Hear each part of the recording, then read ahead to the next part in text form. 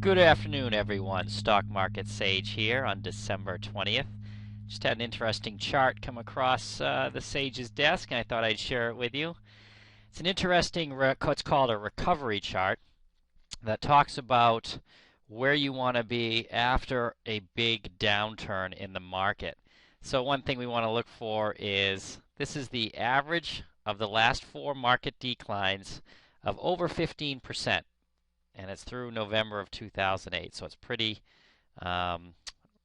relevant here.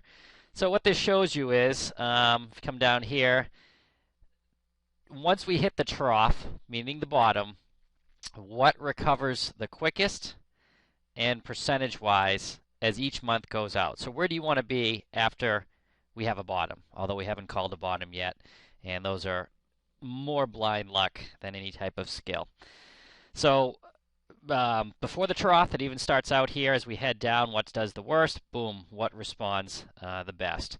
1 month out, 2 month out, 3 month out. So each cycle is different. I wouldn't take this as any type of anything to bet the house on, but it's very interesting that if you look at the top performers, it's usually tech, information tech. They have the highest PEs, the most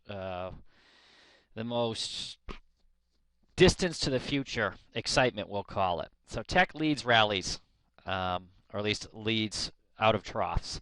Now you're going to notice, though, there's a couple interesting things here. Financials seems to be a strong second. When telecom was big, they seem to obviously have 1 and 2 months out. The telecom services rally as it gets to 4, 5, 6, 7 months out. You can see they start to dip, and financials almost shoot out of the gate as quickly as telecom, and then kind of take over right behind tech as the big gainers. Followed by consumer discretionary, you can see starts coming up. Now we're going to go over in the membership side of Stock Market Sage why this chart in 2009, what to look for, and why we might see something different when they rewrite this chart, because there are issues going into this cycle, as you're well aware of, we haven't seen before. So it's a great chart. I'd say look it over. One of the things you definitely want to watch for, obviously down here at the bottom, not that there's anything wrong with recoveries of 7%, is energy and utilities. Now, if you've been following the utilities story, one thing on the membership side you know is that just recently reported 1 out of 10 people are not paying their utility bill now, and that's going into the winter. So we're going to go talk about it, Stock Market Sage. Why financials up at the second position here may not be there this time around.